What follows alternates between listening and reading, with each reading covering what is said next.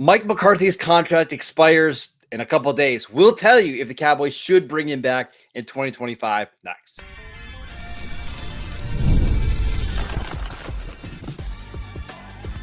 You are Locked On Cowboys, your daily Dallas Cowboys podcast. Part of the Locked On Podcast Network, your team every day.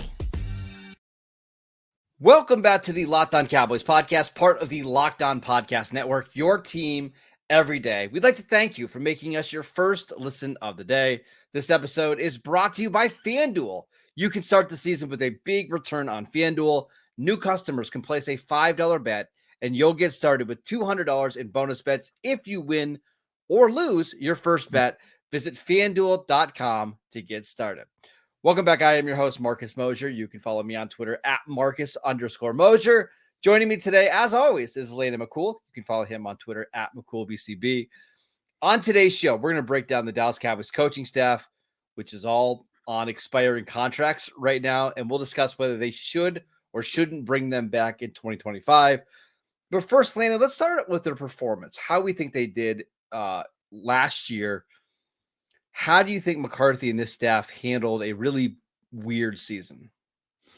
Yeah, I mean, look, I think there's a lot of elements here, right? And I think it started at the beginning of the season where, you and I had discussed that it felt like the Cowboys franchise was on kind of a mismatched timeline of things, right? Like you have a coach, a quarterback, a wide receiver, all on expiring contracts. You re-sign your quarterback, you re-sign your wide receiver, you don't re-sign your head coach, which I think made sense, right? Like because you get to the end of the season last year, and you certainly felt like something needed to change, right? Something needed to be fixed because of what the path the Cowboys were going down. They clearly had hit a ceiling that they couldn't break through. They actually took a step back from where they were in 2022 as far as their playoff performance, frankly. And so I think the thought process then was, do we bring back Mike McCarthy, right? Is Mike McCarthy one to bring back? And I think at the time then, I don't know if I put all the blame or even most of the blame on what happened in that Green Bay game or what happened at the end of the season on Mike McCarthy. But I do think that you and I agreed that it was probably a good time for a change, like regardless of whether that specifically was Mike McCarthy's fault, right? Well, we also saw the contract stuff coming up and realized that they probably were going to need a year or two to not rebuild, but to kind of reset. And it felt like that was their window, right? Like that was their window, and they had missed it. And it's like they needed to refix that window. It felt like the best way to bring in a new coach, have them have their quote unquote down year, and then start gearing up for 2025 to really go out and make a run.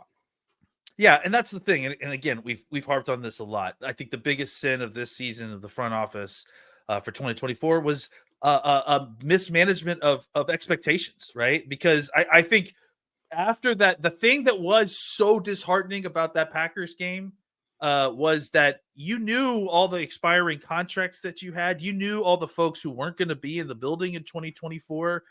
You knew that was kind of your shot. You had a really, really good shot and you wasted it. So the thought process at the end of that for me was that, okay, they are going to need to take 2024 to kind of figure things out, reload a little bit, reset, and then kind of, see how things go from there, whether that's a new coaching staff or whatever. All that is to say is that you go into 2024 with just extremely differing timelines, right? Where you feel like you're rebuilding in this part of the building and you're ready to compete for a playoff in another part of the building. And there wasn't just alignment underneath the front office and the coaching staff. And so that's the setting in which Mike McCarthy walks into the season, right? And obviously, as the first few games, the month goes on, the Cowboys aren't playing the way that they expected to. The defense is not ready to go the way that we had hoped early on. The offensive line is young and inexperienced. It can't protect Dak. They can't, get anything going in the run game. And so the team craters and they get destroyed in several of these early games. And at that point, it was pretty clear, like Mike McCarthy was a marked man, right? That he was going to get fired. He probably should have been fired before the season. And then, at that point, by week 4 or 5 of the season, you felt like, yeah, Mike McCarthy is going to be fired. Like it's a foregone conclusion at this point, right? Smash cut to where we are now. The Cowboys go on a little bit of a winning streak. They finish the season very strong. They fight really hard.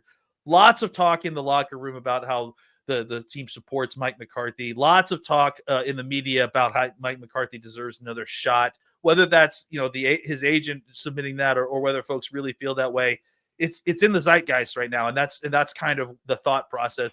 And now suddenly the fortunes seem to have turned to at least where you feel like Mike McCarthy has a 50-50 chance at least to be the head coach again next year. And so I think if you're asking what the performance is for this coaching staff, this is all a very long-winded way of saying their performance this year was probably better than it was last year. In a lot of ways, yeah. I don't know if that's enough for me to want to bring Mike McCarthy back for 2025. It's so hard because I thought, let's use Mike Zimmer. I thought Mike Zimmer in the early part of the year he was really hamstrung by all the injuries on defense, right? And then as the year went on, they still had injuries, but they had some games even without Micah Parsons. I thought they played really well in. And then once Micah got back, they had a game like against Tampa Bay where they were fantastic. They had a game in Washington where they were fantastic. In the first half against the Commanders in Week 18, they were incredible, but there were some really bad stretches in there as well. That's right. So I thought Mike Zimmer overall did a pretty good job, but did I think he did a great job? Probably not. Same for Mike McCarthy. Like, one of the things that we couldn't understand is why does this offense take 2 months before they start using motion and being creative? We saw it again happen this year where the first half of the year, they were so boring and bland on offense. They couldn't run the ball. They weren't using motion and everything felt like a slog. And then we get to Thanksgiving and everything starts to pick back up. So there are things I like about this coaching staff, but there's other things that just drive you absolutely crazy, including the offensive line coach, where I think he does a pretty good job of getting the floor to be up for no matter who's in there. But I don't think Tyler Guyton necessarily got better as the year went on. Do you?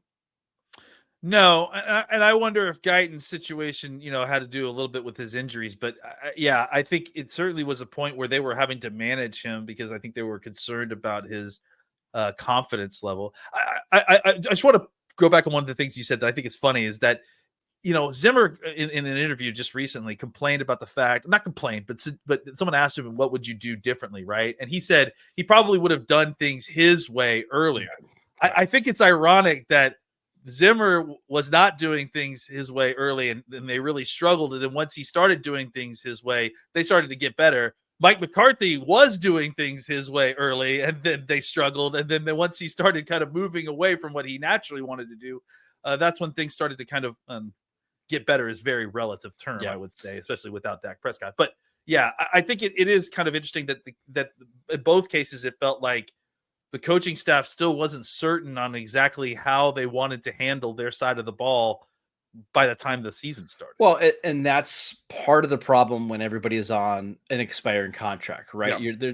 You're trying to figure out ways to win as fast as possible so you can ink an extension. And everything just had this really strange feel this year. Nothing felt smooth or like there was a plan or direction.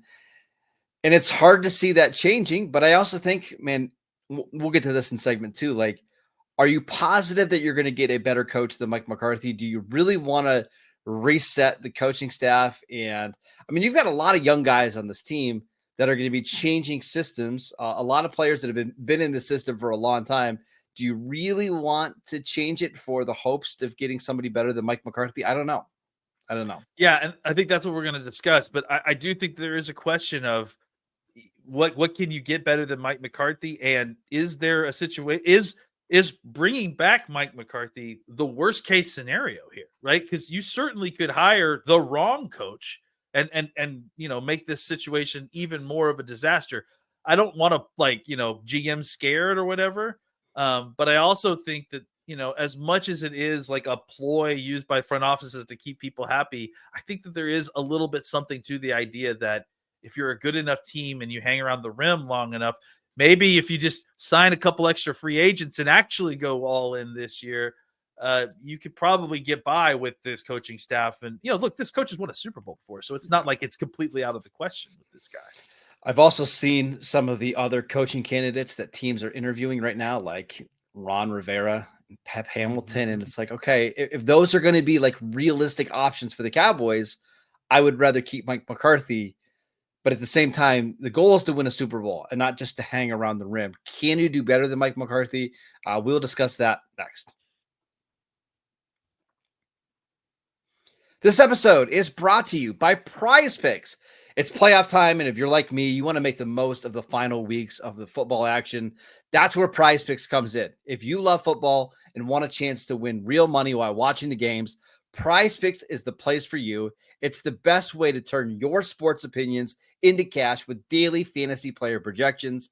With PrizePicks, you simply pick more or less on player stats like total passing yards or rushing touchdowns for a shot to win up to 1,000 times your money. You can make your picks in less than 60 seconds, whether you're looking for a flex play to boost your payout or you just want to cash out quickly.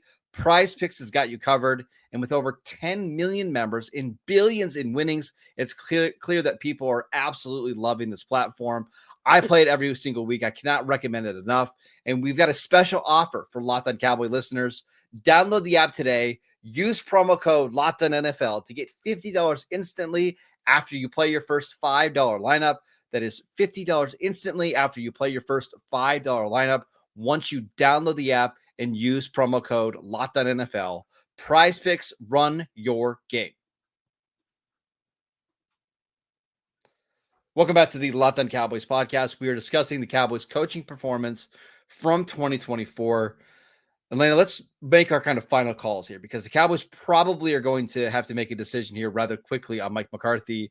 The Bears have requested an interview to hire McCarthy, and we know a couple other teams are interested here. How do you feel about the Cowboys bringing back Mike McCarthy or not? I think that there's pros and cons to all these situations, and I think that's kind of how we have to look at it, right? Like, all these guys have warts, right? I think we don't know Ben Johnson's warts right now, and he looks like the gleaming, shining golden boy, but that's always the case, right? Like, look what's going on with Mike McDaniel down in Miami right now. He's going through some rough stuff where half of his team just seems ready to abandon him at this point. So I do think that it's easy to see Ben Johnson as this infallible, perfect coaching candidate. He's my first choice. I'm not downgrading. I'm just saying all of these situations have pros and cons. So for me, I think, you said it, the names that are being kind of bantied about a little bit and knowing the expectation of who the Cowboys actually would hire, right? Like being realistic about like understanding who Jerry Jones is and Stephen Jones are, and filtering that out. I think that Mike McCarthy is probably a solid choice here. I mean, I don't love it. I feel like I would have fired him at the end of last year and kind of found a situation then, and then you could have moved through a learning curve with your coaching staff while you were kind of resetting your salary the way you needed to. But in the situation that they are currently, I think that, I would probably say that if given my druthers, it'd probably be a 50-50 choice. If you're asking me to pick a specific candidate, because I think that that's the thing, right? It's not just Mike McCarthy versus an unknown field, right? Like, I mean, because that feels like an unrealistic. Let's talk about the actual names. Yes. But if it's like Mike McCarthy versus a potential reunion with Kellen Moore, like. Well, okay, so that's the thing. 50-50, like there's pros and cons to both sides there. The Cowboys are going to have to decide before they even do the interviews whether it's McCarthy versus the field, right? And I think that's the part that I'm coming down to. Here's part of my issue, Landon, is I would be in favor of the Cowboys bringing back Mike McCarthy and Mike Zimmer together as a tandem. Yeah. I do think that works. However, we've already heard some comments about Zimmer having to take some time to figure out whether he wants to come back. He's also going to turn 69 this offseason. Right. So I don't know how you factor that into your long-term plans, because again, if you bring Mike McCarthy back, I wouldn't want Mike McCarthy back on a 1-year deal. Right? I want him back on a 4-year deal where absolutely. He can have some time to get this thing back in order. But it's really hard for me imagining the Cowboys bringing back McCarthy and Zimmer Saying, yeah, you know what? I wasn't sure if I was going to coach in 2025, but I'll sign a 4-year deal. Why not? I mean, I think to me, the most, that's why this is hard to say, because I think if I want Mike McCarthy back, and I want him back with 2 strong coordinators, right? Because and that's the other thing. I think that the biggest thing to me is that I feel like the play calling needs to change. That's really why the most I want Mike McCarthy out, because I don't feel like in the situation that they are currently in, that they are going to be able to convince Mike McCarthy to come back with a strong play caller. Like he will, if he has other opportunities, I'm assuming he will go elsewhere. And I think the Zimmer thing is the other part, right? Like, I don't necessarily want to start over with another defensive coordinator. You know what I'm saying? Like, if we're pulling the Band-Aid on the defensive coordinator, it almost feels like let's pull the Band-Aid on the whole situation. That's kind of the way I feel, right? Like, this is what I'm tired of swapping out the individual pieces and then kind of mismatching everything. Like, it should just be all of it, right? And then kind of a new coaching staff, new defensive coordinator, and even if it takes another year of relearning it, I'm more willing to go through that with a good staff that I feel like can build towards the future, as opposed to kind of retreading, this thing that we don't feel like is ever going to quite work. And I think I'm with you. I think Mike McCarthy is a much better coach than he gets credit for on social media or what Cowboy fans think. But I also think it's time for a change. I think this team just needs an influx of energy that maybe they haven't had the last couple of years. But what scares me is some of the candidates they might want to interview. I know that we make fun of the Jets all the time because they're the Jets. But honestly, Landon, I wonder if the Cowboys wouldn't have a lot of the same candidates. And let me give you some of the names that are out there, like the Jets and other teams have interviewed. Rex Ryan, Matt Nagy, Ron. I mean, you could really stop at Rex Ryan. Honestly, if anyone is considering Rex Ryan, the Jets are considering Rex Ryan at this point. Well, I know, but Dallas interviewed Rex Ryan last year for the defensive coordinator job, and they really liked him, but they couldn't figure out the money part of it, right? Now, there are some names out there that I would be interested in. You mentioned Kellen Moore. I think he would at least be worth an interview. Ben Johnson, obviously. I just don't know how realistic that is. Liam Cohen, who is the offensive coordinator of the Buccaneers, I think makes some sense. If you want an older coach who's been successful wherever he's gone, Todd Monken for the Ravens has been really, really good in college and in the NFL. He's somebody that I would interview. Joe Brady, who is the current offensive coordinator with the Bills. Brian Flores is worth an interview. So there are some guys out there that would be intriguing. I just wonder, like guys like Monken and Brady and Cohen, whether they would even be options for Dallas.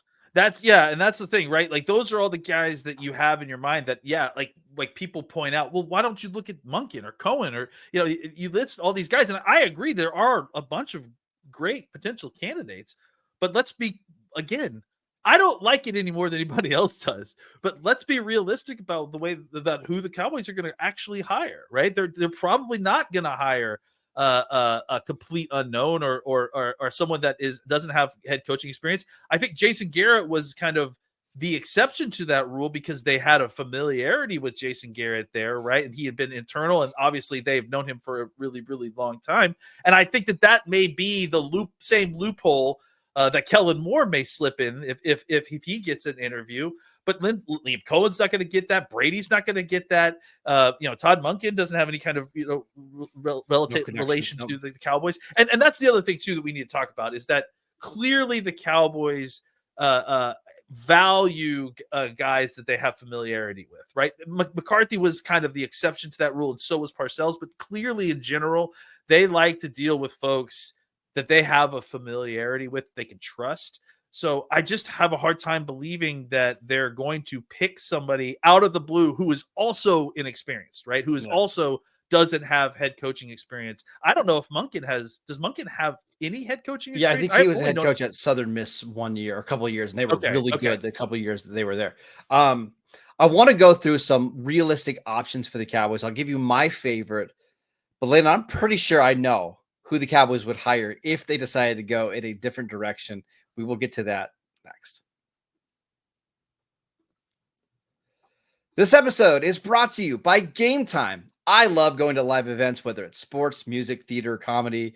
One of my favorite memories last year was going to a couple Bills games. That was always so much fun. The energy in Buffalo is fantastic. But now Gametime has made it even easier to get tickets for your favorite events with the new feature, Gametime Picks.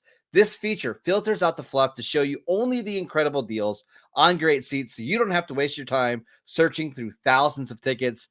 I was already looking at some tickets in that Buffalo Denver game. Just wanted to see, what the weather's going to like, where I could sit. One of my favorite parts of the Gametime app is that they have the panoramic view of your seat, so you know exactly what your seat is going to look like in the app before you buy. You can take the guesswork out of buying tickets with Gametime.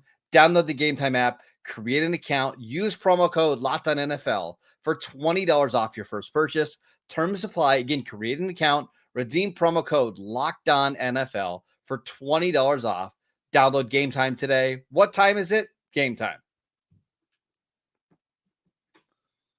Welcome back to the Locked On Cowboys podcast. We'd like to thank you for making us your first listen of the day. For your second listen, check out the new Locked On NFL show. 2 shows every single day. One in the morning with Tyler Rowland, one in the afternoon with Tony Wiggins. They cover the Titans and Jags, so pray for them. They're having a wild time right now. But go check out that podcast wherever you get your podcast. Tyler released a video when Rand got fired. That was just like absolutely hilarious. You guys got to check it out. So. All right, let's talk about some 2025 options. I want your favorite option for the Cowboys, and then I'll give you mine, and then who I think would be the head coach if they moved on from Mike McCarthy. So are we doing our personal favorite, like personal favorites? Yes. Like we are voiding Jerry Jones's vote, and we are I don't think Ben Johnson is realistic, so let's not include him. Let's conclude anybody but Ben Johnson. Okay, I think we've mentioned it before. I could convince myself into Kellen Moore, and I think because look, I mean, we have our the known and the unknown with Kellen Moore. The known is his strengths and weaknesses as a play caller. I think we would be comfortable with that, or at least I think I would be comfortable with getting back to that. I think he worked well with Dak Prescott and what Dak Prescott likes to do. I think the language and terminology would be an easy transition. I kind of feel like he would draw up some interesting names for defensive coordinators as well. And I think if you could pair him with any one of these defensive coordinators that's a former head coach, right? A more experienced vet guy that could come in and kind of be a steadying presence to just help be a sounding board for Kellen Moore. I think you could create a situation where you get a really nice blend of familiarity, a relationship with the front office, a smoothish transition into this new offense, right? And then the defensive situation, obviously, we'd have to work out on its own, depending on who the defensive coordinator is. But I think of all of these other alternate situations, considering all the things, right? Like an understanding of what it's like to be a head coach in Dallas, an understanding of what it's like to work with the Jones family.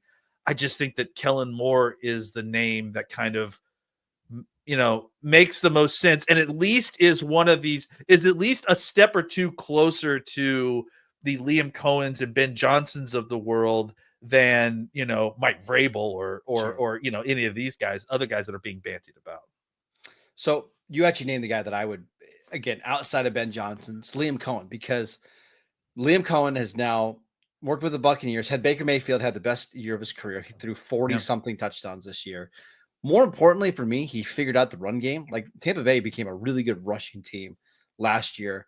He was at Kentucky. He made Will Levis into a draftable quarterback. We're seeing how that's working out in the NFL. And he worked under Sean McVay as his offensive coordinator back in 2022. So it's not like this is the only time he's been in the NFL. It's worked out twice for him, where he's been a really successful offensive coordinator. He is the guy that I think is really creative. You see some of the concepts that Tampa Bay is running right now, and it's fantastic. Like motion all the time, getting guys wide open. And it seems like the players absolutely love him. That would be but he's never been a head coach. And I think that does matter to Jerry Jones. So I think that would be the concern there. Do you want my opinion on who I think would be the head coach if the Cowboys decided to go in a different direction? I'm scared to get it, honestly. Let's hear it. So I think it has to be somebody that has some ties to Dallas, right? Maybe whether they coached previously in Dallas or they played in Dallas. I've got one of these too. Go ahead. I think Aaron Glenn would be who the Cowboys would hire if they decided to go in a different direction, because I've got a feeling they're going to go with a defensive-minded head coach because they have Dak. They feel like they have the pieces on offense. Maybe Dak can help run that side of the ball. You bring in Aaron Glenn, whose defense has been awesome this year. Jerry Jones obviously knows him, and we saw him on big stages with not a lot of talent, just put up one of the best performances that we've seen. I do think Aaron Glenn would be at the very tippy top of the list for the Cowboys if they went in a different direction. Yeah, I mean, I definitely think, the guy, it's funny, the name I was going to come up with is also a defensive minded guy, also, but way less of a high profile name right now. That's Anthony Weaver. But I think Aaron Glenn is a very good, interesting choice. If only just because how mad it would make Detroit Lions fans. Yeah. They would get so mad if that happened because they hate Dallas so much. Well, and I also wonder, I'm sure Jerry Jones and Dan Campbell have a good relationship. So if Jerry Jones went to Dan Campbell and said, "Hey, tell me everything I need to know about Aaron Glenn as a head coach," you're going to get everything you need, right? Now, what kind of offensive staff could Aaron Glenn put together? I don't know. But at least that's somebody who Jerry Jones knows. He knows the coach. You can look at the resume. Seems like that would work out well. Yeah, if you hire one of these younger defensive coaches, I kind of worry less about them, hiring somebody kind of inventive on offense because, they're inventive on offense. I feel like, and there's the other element too. After watching that game, I really think the Detroit Vikings game I'm talking about, I really think that it was Aaron Glenn more than anything that really kind of showed exactly what kind of coach he is, right? We had an idea of who Ben Johnson was, but that Vikings game, I think, was a real hallmark game for Aaron Glenn's head coaching kind of career moving forward.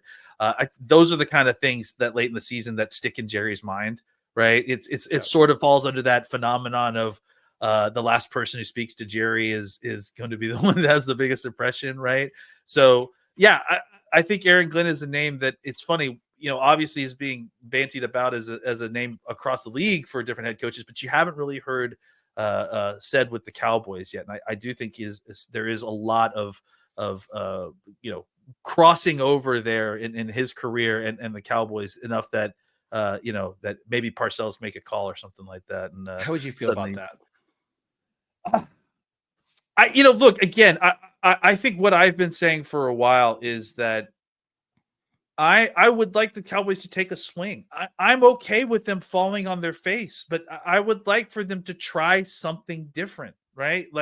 Just even a little bit out of their comfort zone. I think that would be a swing, a good swing. I don't love the idea of a defensive head coach, right? Just in general, for all the reasons that we've laid out before, right? You're just not optimizing the most important part of the game, which is, the offensive, as far as coaching goes, the play caller on offense is the most valuable probably entity at this point, right? Because head coaches you can find anywhere. A good play caller is difficult to find, and that's why you end up making them head coaches, because you end up having to pay them so much more. So I do worry who would become the play caller in that situation, because you have a defensive coach. But again, I think some of that worry gets mitigated by the fact that you have a younger, exciting head coach, defensive coordinator, head coach. I think that will draw some folks that might be a good quality offensive coordinators to the position. So I don't know. As far as defensive coordinator head coaches go, I think that's about as good as you're going to get.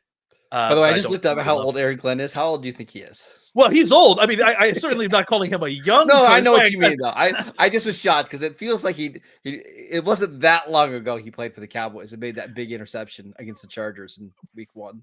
But then again, you see him on the sidelines. He doesn't look like a young man. He looks like he looks. He's like 53. He's 53. Yeah, okay. He'll be 53. Well, so that's not so old. But yeah, I certainly wouldn't qualify him as a young coach. I just think he appeals to that same group, though, because he's exciting. He's a newer coach. He's a player coach. I do think that he has that appeal that sometimes a lot of these younger defensive coordinators. Would you rather hire Aaron Glenn or Brian Flores? I would rather have Brian Flores, but there's no way that Jerry Jones is hiring Brian Flores. I don't imagine. So I kind of agree. Aaron Glenn seems like a much more Dallas Cowboy hire. So, absolutely. We should find out some news, I would think, by the end of the week as to what the Cowboys are deciding. It seems like they are leaning towards keeping Mike McCarthy, but we have no solid evidence of that being the case. We'll keep you updated here on the Locked On Cowboys podcast. Download the podcast wherever you get your podcasts. We are free and available on all platforms. On tomorrow's show, we've got Aisha Morrison. We're going to answer your Twitter questions, so make sure you send them into us at McCoolBCB, at Marcus_Mosier. Again, we'll see you right back here tomorrow.